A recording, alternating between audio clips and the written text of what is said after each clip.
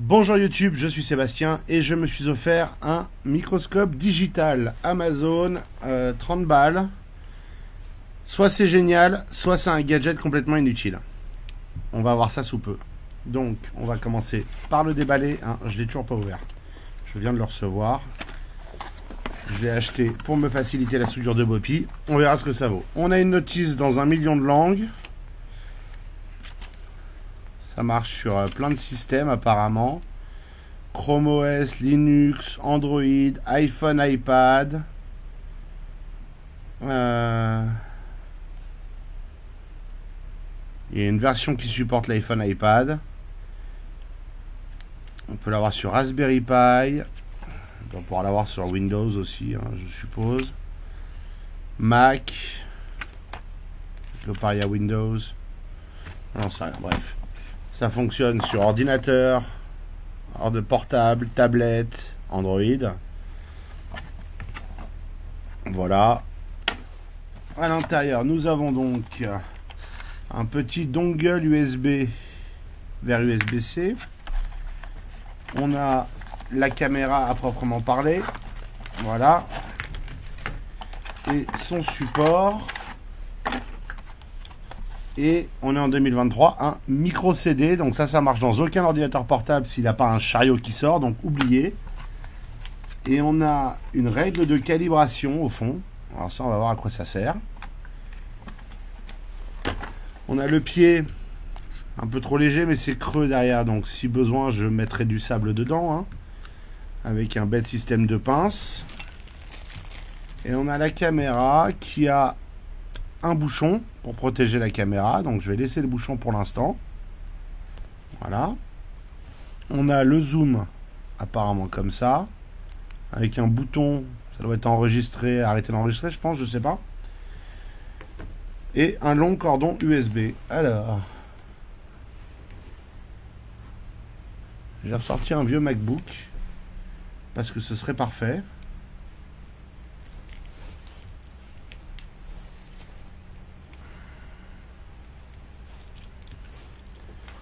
Comment ça arrive à faire des nœuds alors que ça a été assemblé sans nœuds? Bref.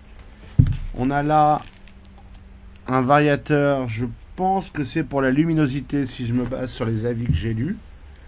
Et c'est de l'USB. Alors c'est de l'USB malin, ça fait USB 2. Et puis si vous relevez ça, ça fait mini USB ou micro USB, je sais jamais lequel des deux. Bref, c'est pas la prise la plus maligne qui soit. Mais parce que là, si vous regardez l'USB 2, c'est les broches viennent s'appuyer contre. Donc faut pas trop jouer avec. Et si ça lâche, il faut un adaptateur micro USB vers USB pour l'ordinateur. Rien de palpitant. Et la rainure dans la caméra, visiblement, me permet de la clipser là-dedans. Alors, voilà. Ça, c'est la théorie de la caméra. Si le MacBook veut bien se réveiller, ça va prendre quelques minutes, malheureusement, j'en ai peur. Bon, nous revoilà avec un MacBook réveillé, il n'avait pas été chargé depuis longtemps, ça a pris un peu de temps. Je vais donc le brancher, brancher la caméra. Voilà, elle s'allume, c'est sympa. C'est pas tout à fait pour une lumière que je l'ai acheté, mais ça servira aussi. Et maintenant, si on fait pomme espace... Non, on fait pas pomme espace, on va faire... Si. Photo booth. Il n'est pas bien réveillé encore. 6% de batterie, on va pas s'étouffer avec. Allez, ouvre-moi photo booth. Non, tu veux pas? Bon. Finder. Ouais, je vous ai peut-être réveillé prématurément là. Bon voilà, j'ai Photo Booth qui marche. C'est le logiciel basique qu'il y a sur tous les Macs pour faire des photos de soi ou utiliser une caméra comme je le fais là. En pratique, c'est une caméra USB quelconque, donc elle marchera dans n'importe quel logiciel qui peut lire une caméra USB. Et vous pouvez voir qu'on peut très bien voir les soudures individuelles, ignorer la poussière. Bon là, la caméra est à l'envers par rapport au circuit, ou en tout cas cette puce, on la voit pas, mais c'est une DS3231 si vous voulez regarder la taille de la puce en vrai. Je vous garantis qu'elle ne fait pas la taille de l'écran du MacBook, du tout. Donc voilà, ça remplit le rôle que je voulais, c'est-à-dire de pouvoir vérifier en gros plan l'état des soudures. On va essayer sur autre chose. C'est les premières soudures que j'avais faites de ces micro-composants, mais avec le fer à souder il y a bien longtemps, et c'était en vidéo d'ailleurs à ce moment-là. Donc il faut ajuster la caméra parce qu'évidemment elle a peu de champ de vision dans le focus. Mais une fois qu'on trouve ce qu'on cherche, et il faut arriver à se repérer par rapport au sens de la caméra, c'est pas toujours évident non plus. On voit très clairement, et en bien assez gros pour s'y repérer, les composants et l'état des soudures. Et ce, quelle que soit la taille, en tout cas, ceux-là sont vraiment tout petits, hein. C'est du SOT23. Vous pouvez voir que c'est tout petit, mais bien zoomé sur l'écran. Et bien assez pour revoir ce qu'on fait. Cette caméra est aussi recommandée si vous voulez regarder les papillons, regarder les veines dans des feuilles, quoi que vous ayez à faire de petit en fait en pratique. Vous pourrez faire de la reprise de crochet avec aussi, mais bon, ça c'est un autre métier que je ne fais pas. La caméra a besoin d'un meilleur pied pour être plus stable et maintenir son orientation plus facilement.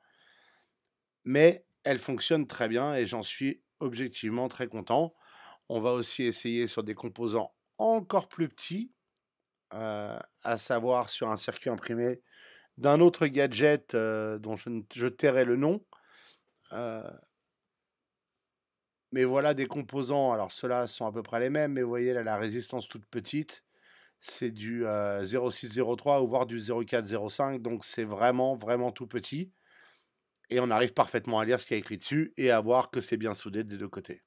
J'avais pas de doute, ça c'est fabriqué dans une usine, mais on fait avec ce qu'on a pour tester la caméra.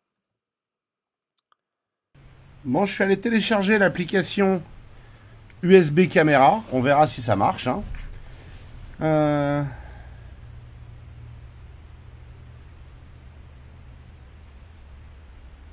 Alors, on branche l'USB-C dedans. On branche ensuite... Ah bah, faut que je débranche l'ordinateur. Ah. Ça va dans quel sens? Ça va comme ça.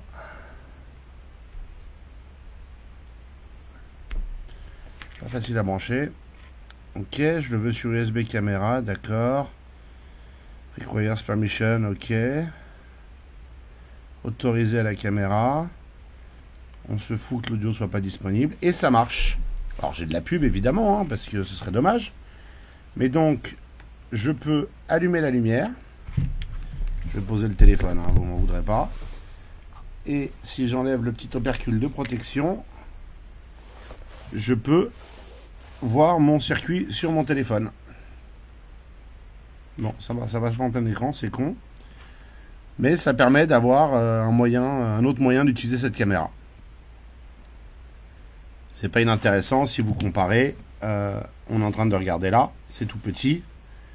C'est beaucoup plus gros sur l'écran. C'est pas l'outil parfait. Il y a des systèmes bien mieux qui sont 10 fois plus chers, littéralement. Mais pour vérifier une soudure, pour voir s'il y a bien un espace entre les soudures une fois faites sur les pads, qu'il n'y a pas de court-circuit, etc., c'est plutôt pas mal.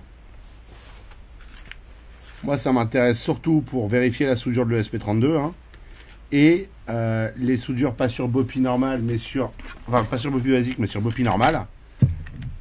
Ça me permettra de vérifier ces micro-soudures ici. Alors, celui-là est dégueulasse de circuit, mais c'est un vieux. Mais vous pouvez voir que ça me permettra de parfaitement voir si mes micro-composants sont bien soudés. La vie est faite de petits gadgets. J'étais pas prêt à mettre les 250 à 300 balles pour avoir un truc plus compliqué. Donc j'ai fait avec ça. Et objectivement, hein, il faut reconnaître que ça marche. Donc à 27 € ou 30 €, je ne sais plus exactement, je ne peux que le recommander. Ça marche aussi si vous voulez faire des papillons, de la broderie fine, ce genre de choses. Moi, c'est pour l'électronique. Chacun ses hobbies. Mais voilà. Et si je fais snap, là, ça prend pas non plus la photo. Bon, les boutons snap servent à rien, en tout cas chez moi. Peut-être avec le logiciel spécifique dedans. Mais moi, je suis très content avec mon MacBook ou avec le téléphone. Une tablette Android serait aussi parfaite. Objectivement, je prends la tablette, je la fixe devant moi et j'ai ma petite caméra. Ce que je ferai sans doute, c'est que je vais me modifier le pied pour me faire un pied plus lourd et plus stable, pouvoir l'avoir plus loin et l'amener dessus réellement. Ça, c'est la limite du système, c'est que si je fais un pied plus solide avec un bras plus long, je peux l'amener sur ce que je veux regarder sans avoir le pied et la limite de la taille du circuit. Vous voyez, je peux difficilement atteindre le milieu du circuit avec le pied. Donc ça va se résoudre très simplement, hein, parce que c'est tout bête comme système. C'est 2 platines, une vis et le pied. Il ne faudra pas grand chose pour résoudre ce problème avec l'imprimante 3D. Ce que je m'attellerai à faire dès ce soir après dîner tranquillement dans Fusion. Je vais me dessiner la version 2 de ça qui me permettra de mieux la placer. Petit plaisir que je m'offrirai. J'aime bien faire du Fusion après dîner tranquillement. C'est assez plaisant. Donc voilà. Mais là, vous voyez, j'ai mon pied. Mais la distance n'est pas vraiment suffisante. Donc, voilà le jeu. Mais donc, ça fonctionne bien sur le téléphone, comme promis. Avec leur adaptateur USB-C. Oui, non, tais-toi, toi. Bon, évidemment, il y a des pubs. Faut pas tomber dedans. Hein. C'est une application qui vient de nulle part. J'ai rien pour tester en micro USB. Mais enfin, je suppose que s'il est là, c'est que ça marche. Hein. On va pas se mentir. Je pense que cette prise est le point faible du truc. Mais si elle lâche la partie USB, il suffit d'acheter un adaptateur micro USB vers USB et problème résolu. Voilà. Je vous remercie d'avoir suivi cette vidéo. J'espère qu'elle vous aura intéressé et vous aura été utile. Si c'est le cas, pensez à vous abonner et à la liker. Et puis si vous avez des questions ou des remarques, les commentaires sont là pour ça.